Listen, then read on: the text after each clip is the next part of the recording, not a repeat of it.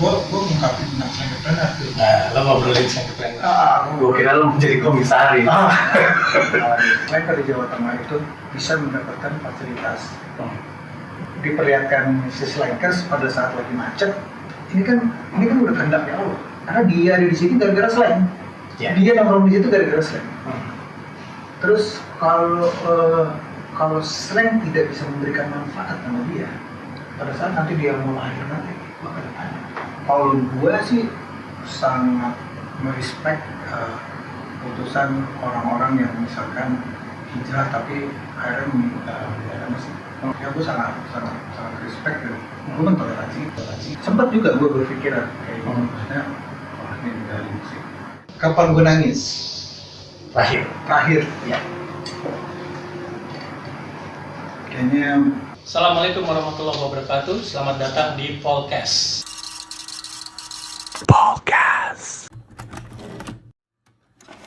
Bro, Pan, Gus. Baik. Long time no see ya kita ya. Iya. Sehat Gus. Berapa lama kita nggak ketemu nih? Wah, 5 tahun lebih ya kayaknya ya. Iya, terakhir di kawinan ya. Kawinannya Didi ya, di saat. Lama banget itu. Lama banget. Sibukan apa nih Sekarang, ya alhamdulillah ini kan masa pandemi 2 tahun. Terakhir ini udah lumayan. Sekarang ini udah mulai ada sibuk gitu. Gitu. Kemarin banyak online, TV, recording, paling gitu doang. Terus selain slang pas pandemi mau ngapain sih? Iya, itu dia tantangan yang pandemi luar biasa ya. Kita emang dituntut sama keadaan, sama semesta untuk berpikir di luar dari yang kebiasaan sebelumnya gitu. Makanya buat itu alhamdulillah gue bisa bikin barengan sama Mola TV waktu itu bikin cooking program sama anak gua. Cooking program yang masak anak gua. Yang masak anak gua, gua di situ cuma jadi gua ngerecokin nasi. Anak gua yang masak semuanya. Itu satu. Terus yang kedua, gua bikin program TV untuk musik sama TV One Fest sama Lemon ID sama terus sama Metro TV juga waktu itu kerja sama Metro TV bikin program. Kan waktu itu masanya masa pandemi dan masa awal-awal waktu itu ada vaksin kan, makanya judulnya waktu itu vaksin slang untuk Indonesia ceritanya gitu. Sama kayak album album yang terakhir, karena itu juga konteksnya ke situ gitu loh. Judul vaksin, jadi sebetulnya judulnya vaksin slang untuk Indonesia. Jadi emang di masa pandemi ini emang kita emang bener-bener digembleng dididik sama Allah kita. Iya. Untuk coba berpikir di luar kebiasaan kita ini berpikir gitu. Harus cari cara baru. Tapi hikmahnya sih sebenarnya pada saat kita memang ngerasa bahwa kalau kita sendiri ini adalah lemah, tapi pada saat kita mau membuka diri untuk berkolaborasi kerjasama itu jadi tuh Bang. Jadi iya gitu. Jadi pada saat emang kita ngerasa kita bisa sendiri, nggak bakal bisa sendirian itu kita nggak usah berpikir ini siapa. Tapi pada saat kita mau buka diri untuk kolaborasi banyak peluang-peluang yang tercipta gitu. Terus acaranya masih ada kayak yang di Mola itu yang di Mola karena di OTT masih ada di situ, masih stay itunya programnya. Tapi nggak produce baru. Belum produce baru. Terakhir itu di tahun kemarin. Ya lumayan udah ada sekitar 16 episode sih. 11 episode. Yang di TV One? Yang di TV One itu udah selesai di tahun kemarin juga. Kita dapat 3 season. Itu season? Dapat 3 season. Oh iya, pandemi 2 tahun. Lumayan. Dan kayak itu dia. Di yang TV One itu di One Fest itu nama acaranya, gue ini jadi host. Gak pernah kepikiran. Gue termasuk orang yang males ngomong. Gue agak mungkin terbatas untuk keahlian verbal gue agak terbatas. Tapi di saat kemarin itu mau nggak mau ya udah gue challenge diri gue untuk bisa aja. Coba kita bisa lah. Kan kita tahu ya lo itu basisnya slang. Sekarang gue pengen nanya mengenai keluarga nih. Jadi lo jawabnya sebagai Ivan Kurniawan Arifin ya. Oke. Bukan Ivan dan Slang. Iya, bagus ya. Waktu saat-saat lo sibuk ya, manggung sana sini, tour dan segala macam. Gue tau lo family man. Lo gimana lagi waktunya? Iya, itu waktu pas sibuk-sibuknya Slang gitu ya. Itu emang luar biasa sih. Kita terus terang sih agak kesulitan juga waktunya. Kayak waktu sama Apalagi waktu pas awal-awal gua punya anak, itu kan pada saat itu juga Slang lagi jadwalnya intens banget. Iya. Itu di rumah gua kan ada kakak ipar gua kan. Jadi anak gua sering main sama kakak ipar gua ya, laki-laki. Akrab anak gua sama dia. Nah, karena sering main. Sering main. Gue hampir dipanggil om. Sama anak gue. jadi memang ya itulah apa namanya pada saat itu ya akhirnya seiring waktu berjalan akhirnya gue bisa menyesuaikan waktu ya menyesuaikan di tengah-tengah kesibukan gue harus mengambil waktu juga sama keluarga. Memang tapi berjalan tuh kan ya? Iya pasti. Tapi ya itulah proses bagus.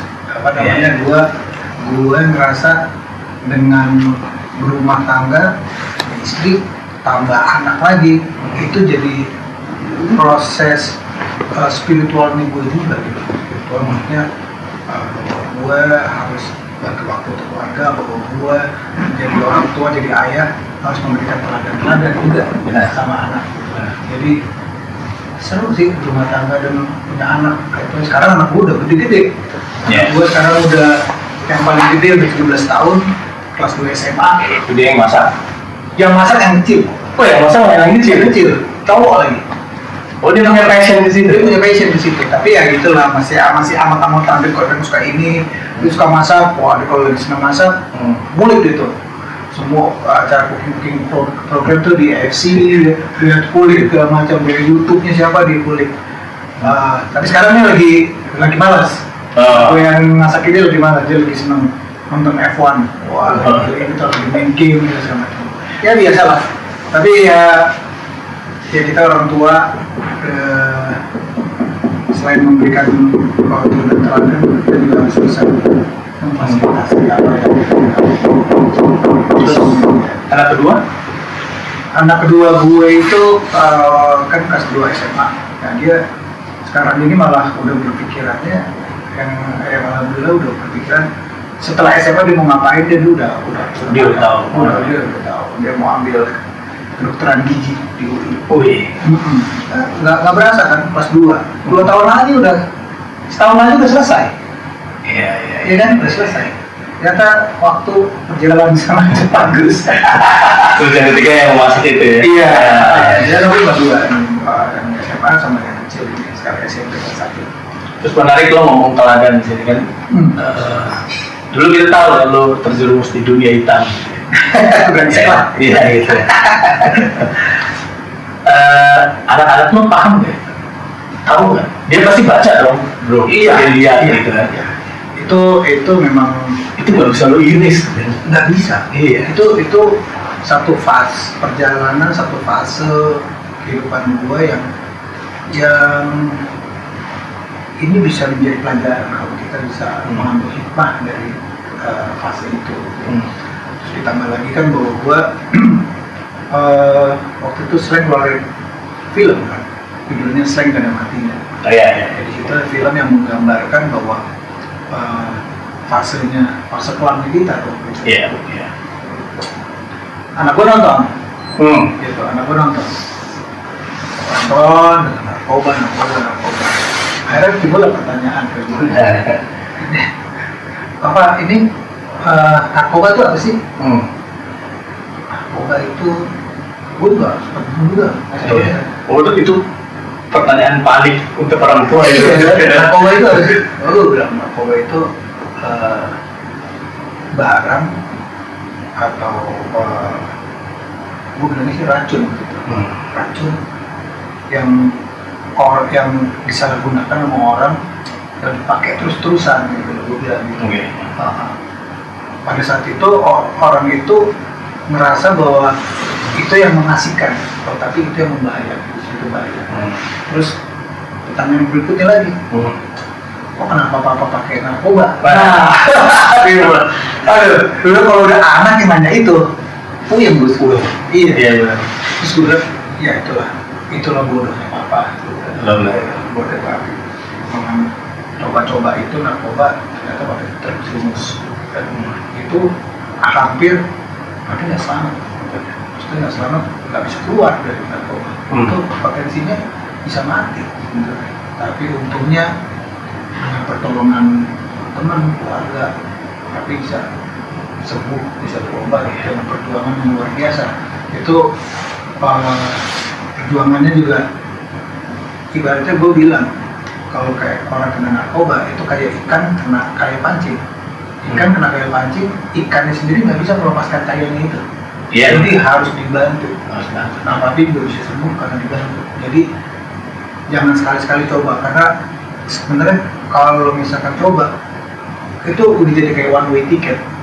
Lo masuk, baliknya itu susah. Jadi Pak Wi termasuk orang yang dimudahkan untuk keluar dari situ. Alhamdulillahnya. Gue paham sih. Tapi itu ya fase seru lah, itu satu kejadian yang harus gue terima. Gue menjalani fase narkoba sehingga gue sembuh, kemudian gue berkeluarga, gue punya anak, ditanya sama anak gimana tuh tentang kehidupan itu. Terus gue harus memberikan pesan-pesan yang bijak, yang tidak menggurui tapi kena gitu. Itu emang PR-nya juga sih.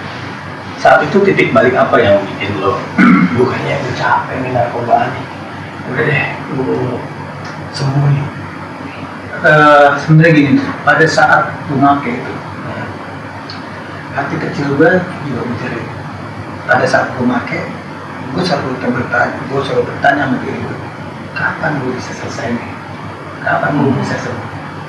Dan itu panjang perjalanan, setahun, 2 tahun, 3 tahun, pasti bertanya itu ke dalam hati. Kapan gue bisa sembuh? Karena bukan ini nih sebenarnya gitu.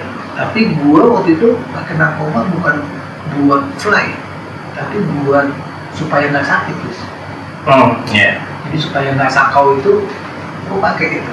Jadi udah kejerat dalam, cuman buat survive diri gue aja. Mau nggak mau harus pakai. Kayak kalau nggak berantakan badan gue, udah sakit sakau segala macam. Itu udah nggak asik, dan itu mengganggu semuanya, mengganggu jadwal gue, mengganggu kesehatan gue, metabolisme gue, mengganggu semuanya, sangat mengganggu. Dan kita masing-masing, gue, kakak, pemimpin, kita sadar bahwa ini parah nih. Tambah lagi sih sebenarnya, ini kita kan ada manajer, kebetulan Pak dipegang Bunda Event, sebagai orang tua ini, dia udah tahu kan lama. Sebenarnya dia terjun menjadi manajer, dan itu dalam rangka itu, untuk menyelamatkan anak-anaknya. Iya, dalam rangka itu luar biasa. Dia udah tahu dari, jadi di Bunda Event itu masuk dari tahun 96 mengikuti semua tuh. Jadi awal sampai akhirnya ada satu titik bahwa kita harus sembuh, dan ada jalan untuk sembuh. Itu yang luar biasa malah justru si Pai yang pada saat sebelumnya juga gue lihat juga parah kan, gue berproses juga sama Pai. Justru dia datang ke potlot ngasih tahu bahwa Bunda, hey guys, kamu udah sembuh. Caranya gue pakai cara begini. Kalau lo mau coba, gue kasih nih rekomendasi. Waktu itu ada Sensei namanya Pak Teguh. Dia Sensei pakai obat namanya Keingling. Kalau mau coba, ayo sana. Akhirnya kita sepakat ke rame-rame untuk coba pakai obat herbal dari Pak Teguh itu, Keingling gitu. Dan ya alhamdulillah bisa keluar dari itu. Ya semuanya sih pertama sih. Iya. Semuanya harus ada kemauan juga. Iya. Kalau nggak niat percuma. Iya. Sehebat waktu itu obatnya mahal banget. Obatnya itu herbal 1 box tahun sekian itu 20 juta. Satu box Buat satu orang. buat satu orang. Satu orang. Konsumsi berapa? Konsumsi untuk 10 hari. 10 hari 20 juta. 20 juta. Oke. 20 juta. Kita beli 3 pak. Tapi gue lihat sehebat-hebatnya obat ini, palingan cuman bisa efek tuh cuman 30%. 30%. Oke. 70%-nya kita. Ya, jadi memang akhirnya ya apa namanya, niat kita itu yang jadi faktor utama untuk kita bisa keluar dari segala permasalahan. Niat. Terus begitu lo sembuh, lo mulai memperbaiki hubungan kepada Yang Maha Kuasa. Masih belum. Masih belum. Gua mulai itu kacau tahun 2000. Tahun 2004 gua nikah. 2004 lo nikah. Ya, 2004 gua nikah. Di pernikahan ini yang lumayan ngerem gua jauh banget. Karena pada saat sebelum nikah kan, ya gua saya enak-enaknya gua aja mau ngapain, gua mau kemana, macam. Tapi pada saat nikah gua otomatis bertanggung jawab.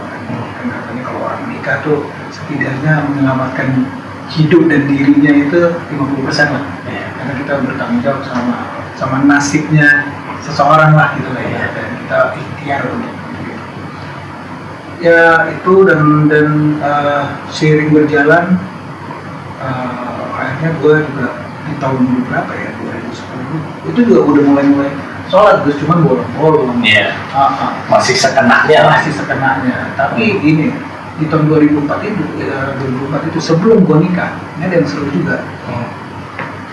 Mertua gue bilang, saya cuma pengen punya menantu yang beriman. Dahsyat. Waktu saya cuma pengen punya menantu yang beriman. Terus dia nggak mau cuma sampai di statement itu aja, tapi dia mau membuktikan. Dia membuktikannya apa? Gue disuruh khatam Quran sebelum nikah itu. Khatam Quran yang sebelum itu terus terang gue belum pernah. Belum pernah gue bilang khatam Quran. Gue khatam Quran dalam waktu 1 minggu. Harus. Jadi gue difasilitasin, ada pada ustadz di rumahnya ustadz itu, gue mesti khatamin Quran dalam 1 minggu. Itu programnya saat ini. Udah, ya ini gue pikir ya udah emang kayak kalau ini memang satu proses perbaikannya gue juga. Ya udah gue jalanin. 1 minggu itu kan berarti 1 hari harus 3 juz, Gus. Iya. 3 juz lebih lah ya. 3 juz lebih. 1 hari. Itu gue praktis nggak ngapa-ngapain, gue cuma baca Quran aja. Pagi sampai malam. Aku udah baca Quran aja udah. Selama seminggu. Selama 1 minggu. Tapi di situ memang gue merasakan kedahsyatan Quran. Itu waktu itu si Ustadz bilang gini, lo bisa baca apa? Bisa, coba baca. Wah gaya baca lo kayak gitu, misalnya gue bisa tapi pelan, lambat. Udah gini aja, lo baca Latinnya, Latinnya lo baca, Latinnya udah. Nah, jadi gue baca Latin tuh Gus, selama 1 minggu. Menuju juz masuk ke 29, itu udah ada gue bergetar. Wah itu luar biasa. Keluarga apa nih? Itu luar biasa. Masuk ke surat Al-Ikhlas, Falaq, Anas, nangis gak bisa tahan karena luar biasa itu. Ternyata memang itu kan mukjizat Allah kan. Gue coba baca, walaupun gue lagi masih berantakan ya, gue coba baca dari kata-kata mereka. Gue nangis. Yang hampir lo nggak pernah sentuh di mushaf. Memang nggak pernah sentuh. Itu pertama kali rekor gue dalam seumur hidup gue bisa menghatamkan. Lo sentuh dan lo selesaikan gitu ya. Tapi itu luar biasa. Luar biasa. Dampaknya tuh luar biasa. Jadi memang pada saat kita memang mendekat sama mukjizatnya Allah, mendekat sama Allah. itu pertolongan Allah sangat dekat banget sama kita. Benar. Setuju. Terus banyak kan sekarang fenomena artis yang hijrah ya, yang berhenti di musik nih. Ya nih, Lo kan masih bermusik ya? gue masih bermusik. Jadi sebenarnya setoleran apa sih yang masih bermusik dengan yang udah berhenti Yang bermusik? Nah, Kalau itu kan ini kan, itu kan keputusan dan interpretasi masing-masing terhadap hal itu. Kalau gue sih sangat merespek keputusan orang-orang yang misalkan hijrah tapi akhirnya meninggalkan musik. Ya gue sangat respect dan gue kan toleransi itu.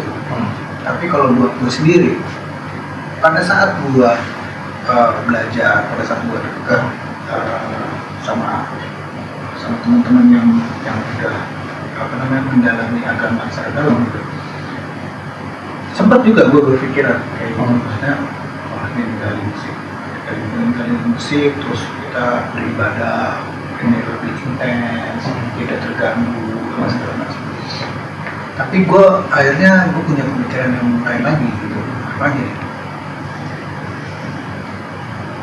Karena gue ingat gini, pada saat gue masuk Islam tahun 96 itu ini kan udah pasti kehendaknya Allah. Pada saat di Pokok itu banyak pemain bass yang lebih hebat dari gue. Gue tanya lagi, kenapa mesti gue? Gitu. Oh berarti ada something. Jadi ada satu hal yang memang menjadi akhirnya gue jadi pilihannya Allah untuk ada di yang gitu. Oke. Terus gue lihat kalau misalkan gue meninggalkan musik, sementara gue tahu bahwa sekian banyak slankers di seluruh Indonesia, yang mana kalau misalkan gue belajar berdakwah dan gue jadikan mereka ini menjadi ladang dakwah gue, ya itulah sebenarnya. Jadi gue yakin bahwa Allah menurunkan dai-dainya di seluruh sektor pekerjaan, baik itu di sektor kedokteran, seniman, orang pedagang pasar, pasti begitu.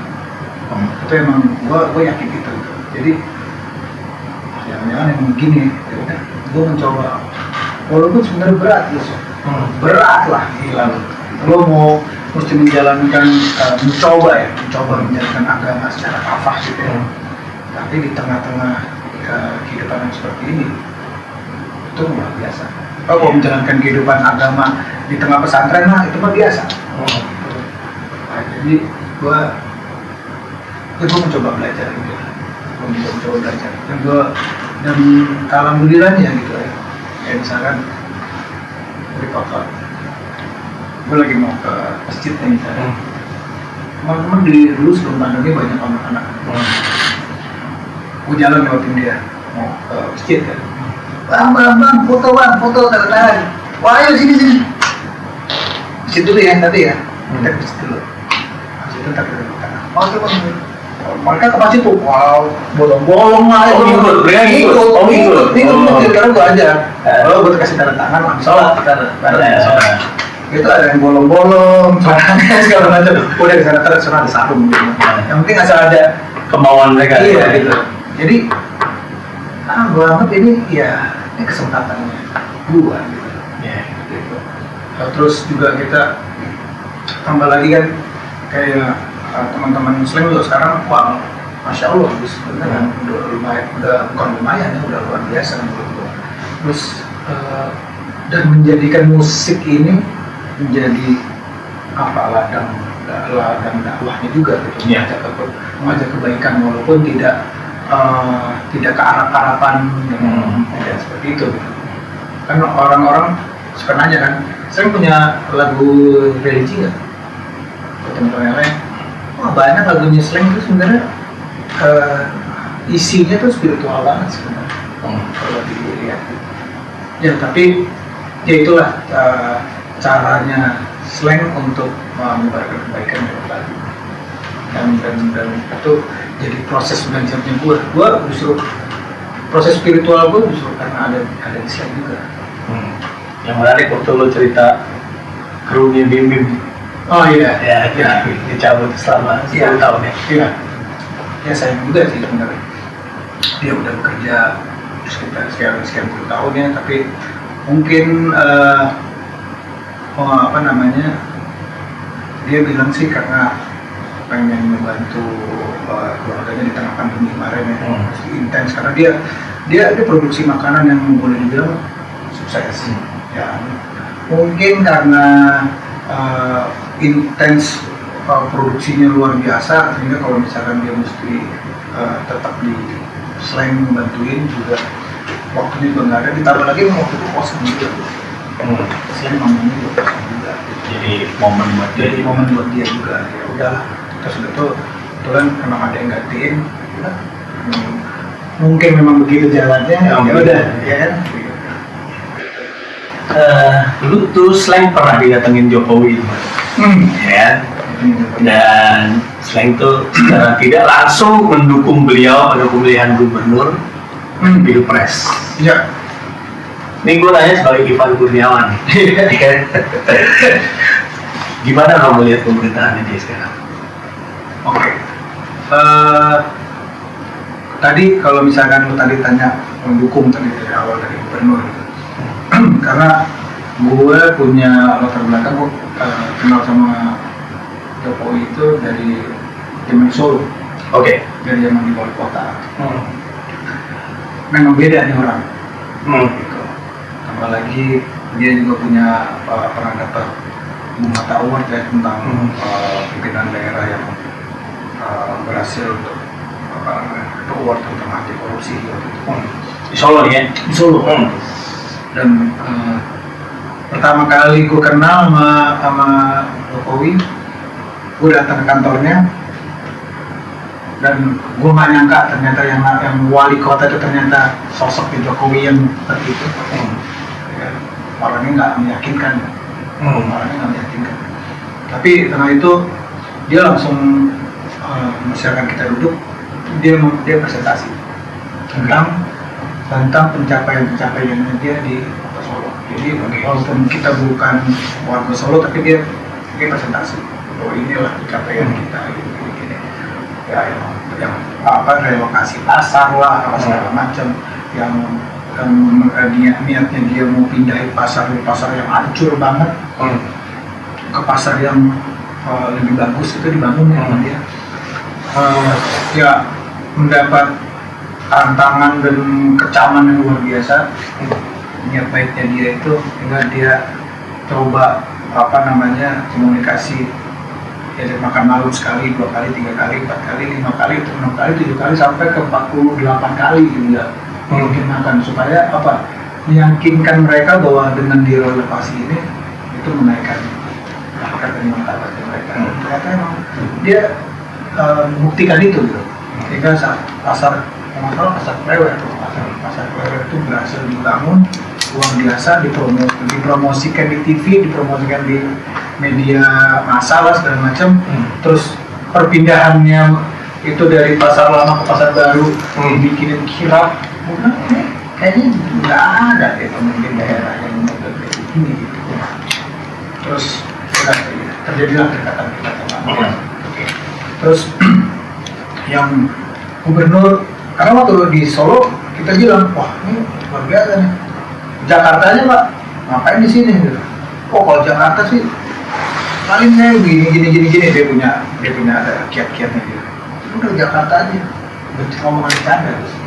Ternyata kejadian dia jadi gubernur, jadi presiden.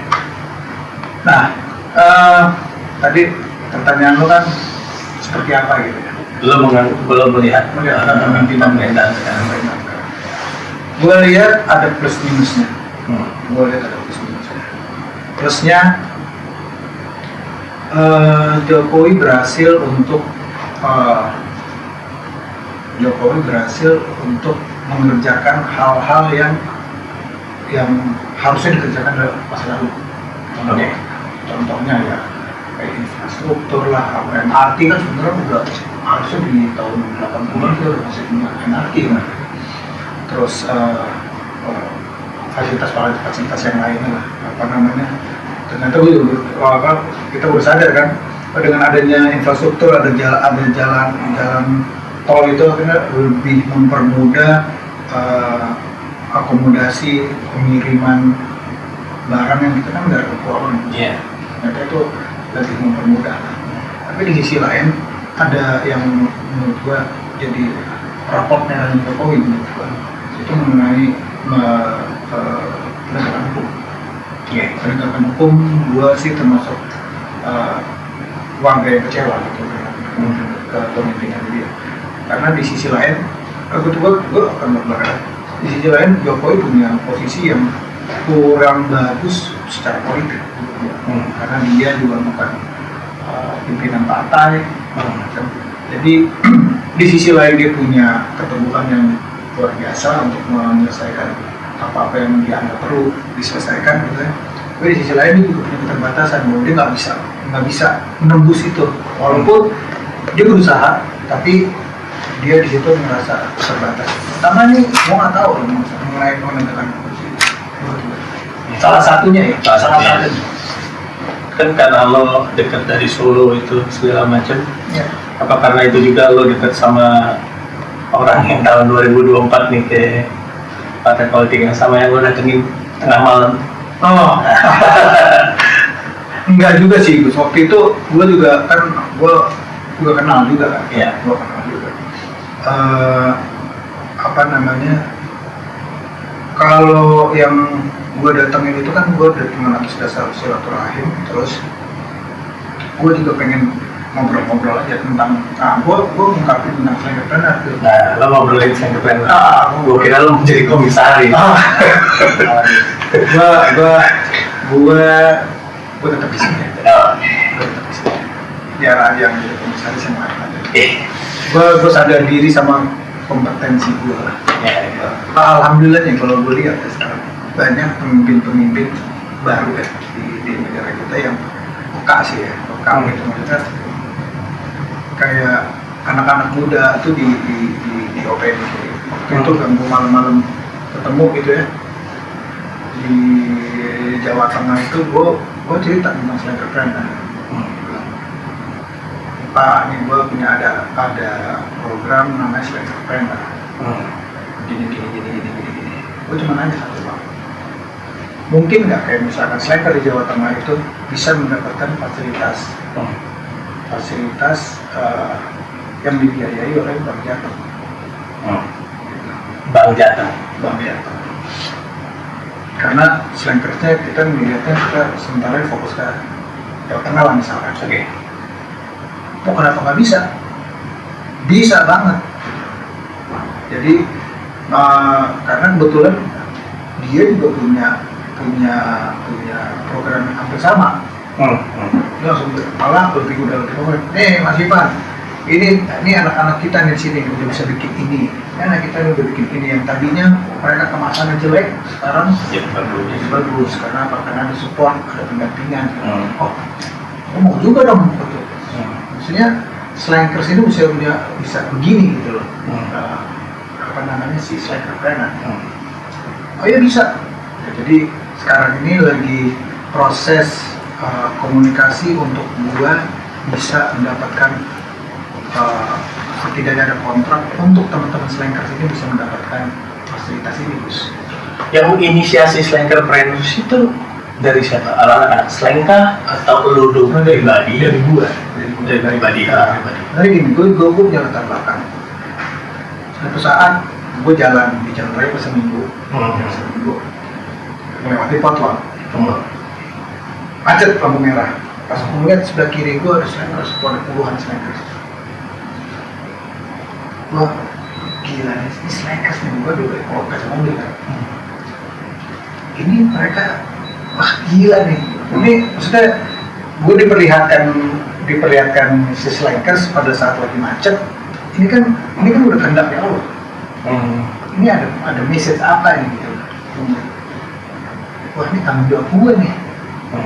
Kalau misalkan karena dia ada di sini gara-gara slang. Dia nongkrong di situ gara-gara slang. Terus kalau slang tidak bisa memberikan manfaat sama dia, pada saat nanti dia mau lahir nanti, gua akan tanya, gimana slankers lu? Wah, lo bawa kemana tuh slankers? Wah, gue mikir gitu, gimana caranya dia? Setidaknya gini, gue nggak mungkin bisa berubah mereka, nggak mungkin bisa berubah. Tapi setidaknya gue akan mulai memerhatikan ke anak-anak yang udah maju duluan, yang udah bekerja duluan. Jadi sendiri misalkan ada slankers yang udah bergerak di wirausaha, gue akan fasilitasi dia, gue akan coba carikan dukungan untuk dia yang sudah berusaha bisa lebih meningkatkan maju lagi. Dan harapannya dengan maju itu kita profiling, kita angkat, harapannya gue akan memberikan jendela untuk si teman-teman slankers yang masih nongkrong itu untuk melakukan hal yang sama, untuk berubah juga. Nggak usah melakukan hal yang sama, setidaknya mereka melihat, oh ternyata slang lagi merhatiin orang-orang yang berusaha. Dan sebenarnya itu yang dalam lirik lagunya slang kan, kerja semangat, dan itu kan kita kan selalu punya 4 pilar tuh Gus. Kalau slang selalu dalam berbicara, dalam liriknya pasti bicara 4, tentang youth movement, tentang cinta, tentang sosial, tentang lingkungan hidup. Nah ini yang youth movement, kita kan anak muda, kita selalu ajak mereka untuk semangat. Jadi kalau misalkan kita udah bicara begitu, mereka slankers, mereka belum berhasil menginterpretasikan lirik-lirik slang. Sebenarnya dengan gue mencoba mengangkat mereka slankers yang udah hebat-hebat ini, gue profiling mereka, setidaknya mereka bisa melihat bahwa slang sekarang artinya ini kayak gitu. Oh berarti gue bisa, gue coba deh, nggak nongkrong aja gitu loh. Dan setidaknya gue juga ada pembanding wajah slankers. Karena kan sementara ini kan banyak wajah slankers, orang-orang taunya slankers yang mana? Itu nongkrong. Slankers yang mana itu yang nongkrong-nongkrongan kita di pos satpam dan lain-lain.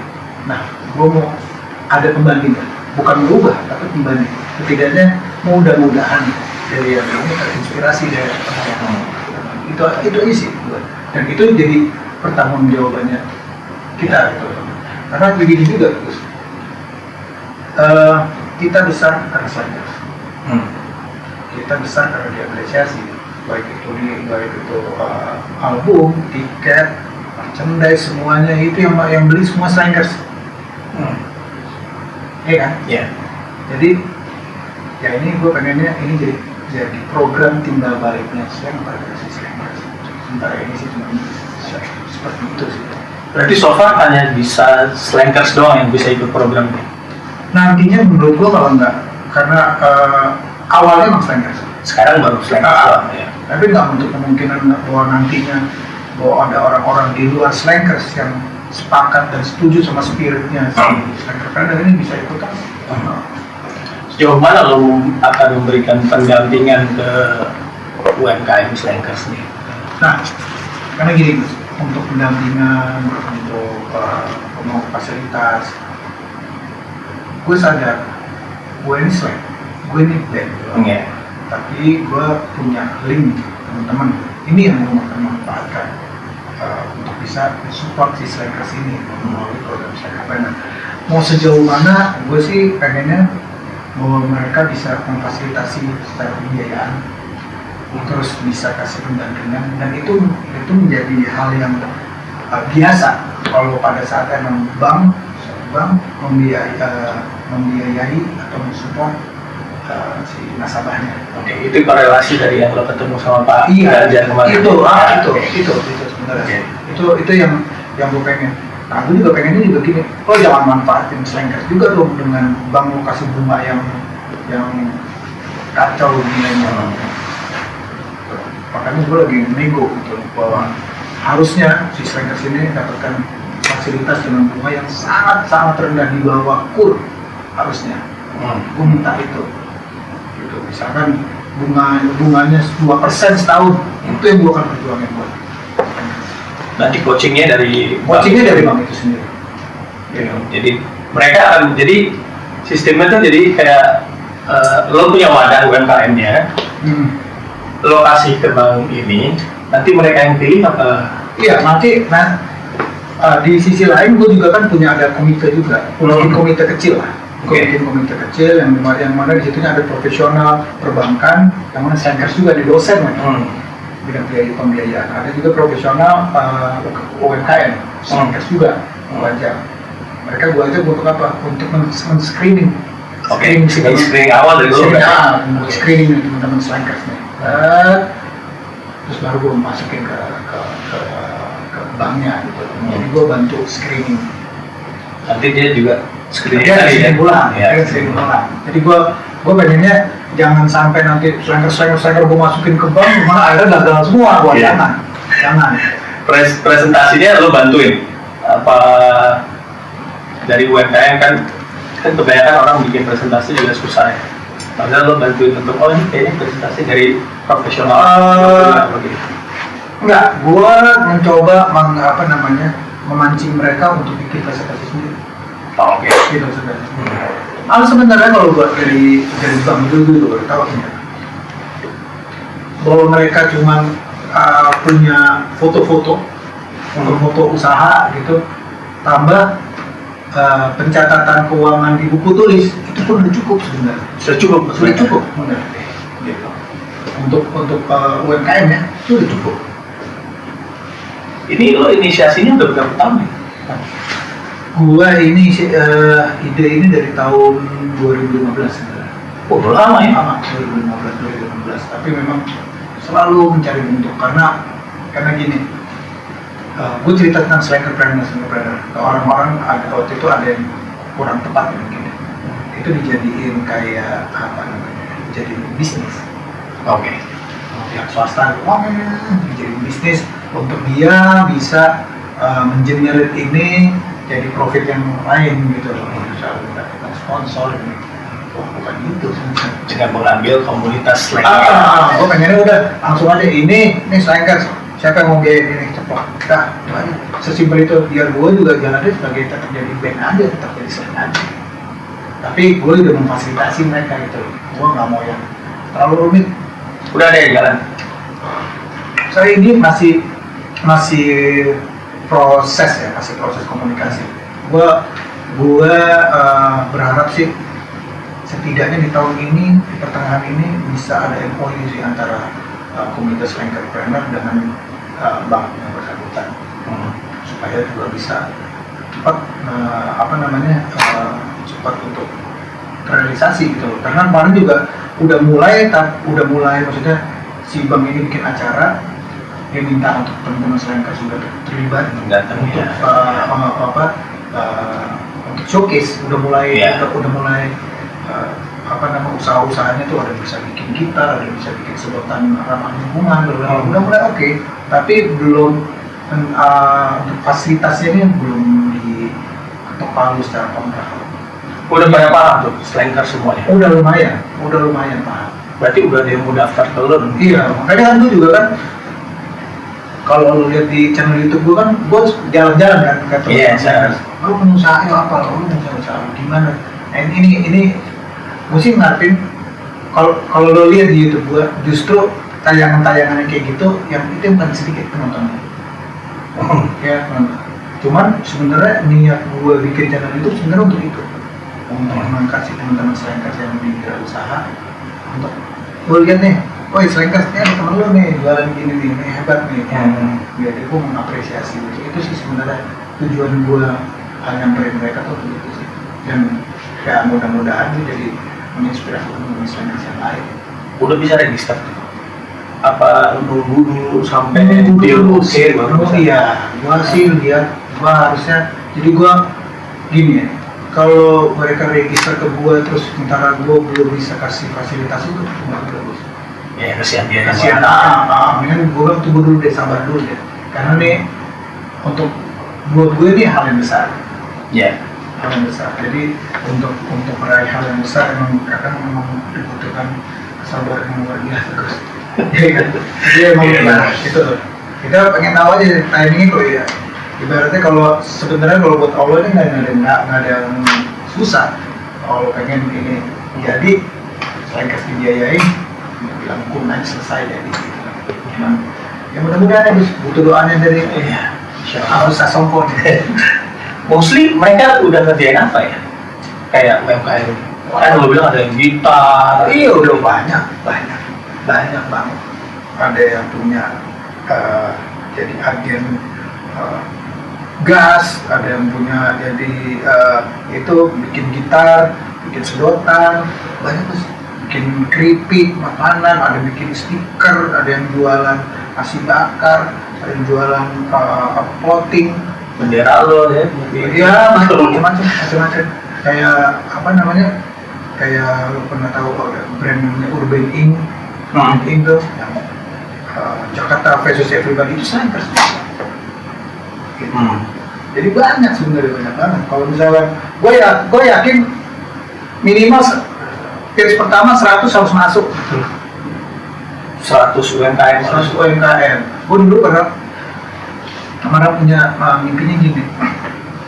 Kita kan punya ada sekitar 200 chapter Slankers Fans Club seluruh Indonesia. Oke. Setidaknya di satu chapter ini mereka punya ada satu bidang usaha yang mana ini bidang usaha ini untuk bisa membiayai si organisasi Slankers Club ini. Oke. Gitu. Misalkan sudah jalan, si yang bidang usaha ini dia mencari adik asuh. Jadi adik asuh untuk dia mengasuh si wirausaha yang lain gitu, untuk bisa supaya bisa maju. Berarti kan kalau misalkan berarti satu chapter ada 2. Lo kali ini 200. Kali ini 200. Udah 400. Yeah. Nah, tambah lagi. Gue lihat kita kan punya data walaupun tidak valid ya. Secara data. Kita ambil datanya Facebook. Itu sekitar 7 jutaan. 7 jutaan slankers. Kita nggak usah muluk-muluk ya. Gue dengan slankerpreneur ini 0,05%. Itu sekitar 3.200 slankers. Kalau itu emang 3.500 slankers yang berwirausaha bergerak dan menggerakkan, wah akan jadi gerakan yang berbeda. Ibaratnya udah seperti itu, si slankers ini bergerak dan bermanfaat buat masyarakatnya. Kita ntar slang ini Gus, pada saat kan kita pasti mati. Iya. Mati kita insya Allah jadi mati yang enak gitu. Kita udah berikan manfaat buat orang-orang banyak. Kayaknya cocok jadi komisaris lah tuh. Kalau misalnya Pak Ganjar jadi.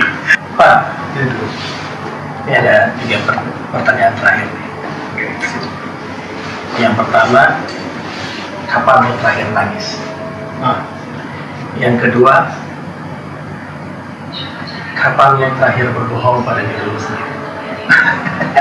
Yang ketiga, penyesalan apa yang sangat lo sesalkan dalam hidup lo yang berimbas ke orang yang mencintai?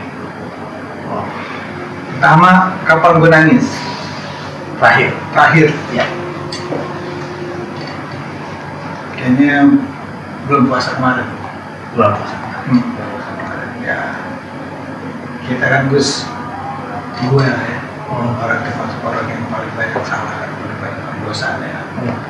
Seperti kesempatan Ramadan kemarin kan kita kasih waktu prime itu jadi bulan Maghfirah kan bulan bulannya gue manfaatin itu semaksimal mungkin.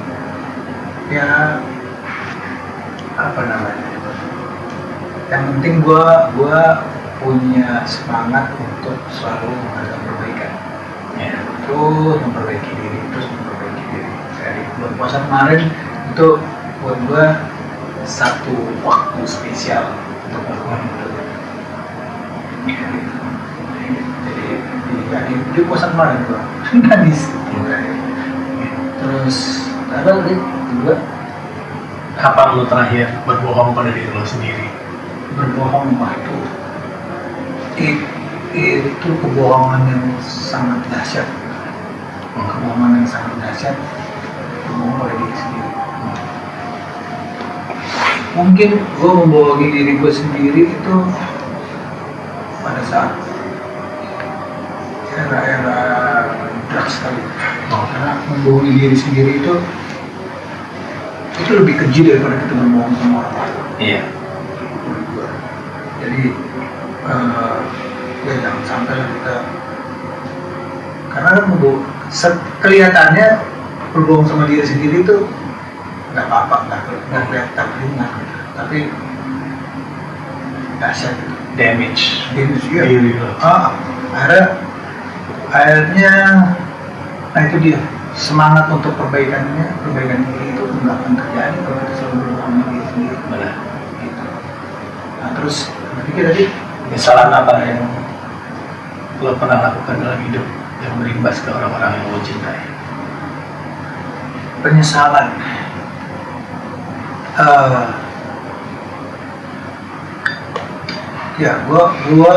Gua sebelum kalau ada satu kejadian gitu ya, dan kejadian itu merugikan orang lain gitu. Iya, itu hal yang sangat gue sesali kalau memang itu kejadian, dan memang pernah gue melakukan itu, pernah dan merugikan orang lain, dan gue bertobat dan gue minta ampun sama yang kuasa dan sama yang bersangkutan gitu. Karena itu khilaf kan. Iya. Khilaf ya, kita nggak luput harus pasti dari kesalahan ya. Iya. Pastilah. Tempatnya salah ya. Tempatnya salah, tapi justru kita dengan kesalahan itu kita justru belajar gitu. Kan kadang ada juga ulama yang bilang bahwa Allah bisa aja menginginkan seseorang untuk bertobat, tapi dalam rangka memberikan jalan untuk orang itu bertobat, dikasih jalan pula untuk dia untuk bermaksiat. Iya. Bermaksiat hingga dia satu titik dia menyesali. Semua orang dapat enlightenment itu perubahan dan dia bertobat. Proses kan kadang-kadang kita melihat satu yang buruk, belum tentu itu adalah yang buruk. Melihat orang yang jelek, belum tentu dia itu lebih buruk dari kita. Kalau justru malah kita yang bisa lebih buruk. Dan lo sudah mencapai titik balik itu ya. Iya, bisa lebih bagus. Kita bergaul sama yang orang-orang yang bisa memberikan energi seperti ini lah ya.